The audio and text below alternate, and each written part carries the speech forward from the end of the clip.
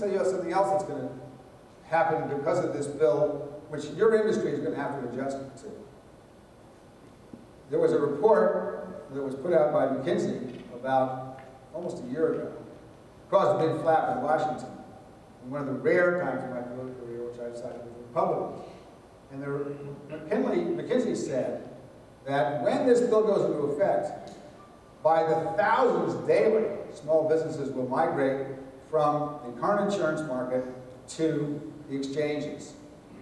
And I agree with the Republicans on this one. That is absolutely going to happen. It was an unintended consequence of the bill. The reason there's a partisan divide on this in Washington is because it's going to be more expensive for the government when people leave their small business insurance and then go into the exchanges. I think the facts matter.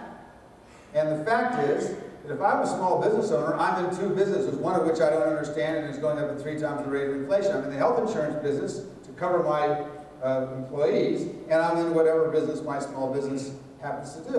Of course I'm going to pay a $2,000 fine or whatever it is and get rid of those that whole side of my business that I don't know anything about, and I don't like it. It goes up at 3 times the rate of inflation. There's nothing I can do about it.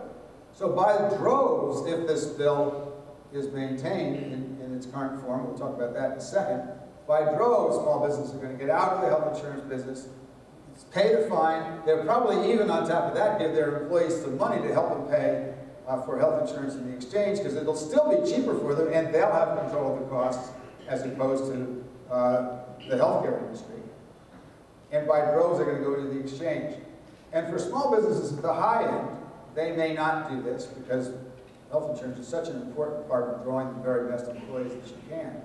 But most small businesses will do it, and many small businesses, of course, pay lower wages than larger businesses because that's all they can do. And many of them, for example, may be restaurants where people barely get paid or don't have benefits, or they barely have benefits. Those people are all going to be subsidized by the government because the government has said that under a certain amount of money, we will pay part of your health care. So interestingly enough, this bill is going to, assuming it survives the court challenge, this bill is going to do something which I think has been necessary for a long, long time. It's going to get employers out of the healthcare business. I think that's a good thing. But for you, it's going to require enormous change in how you do business.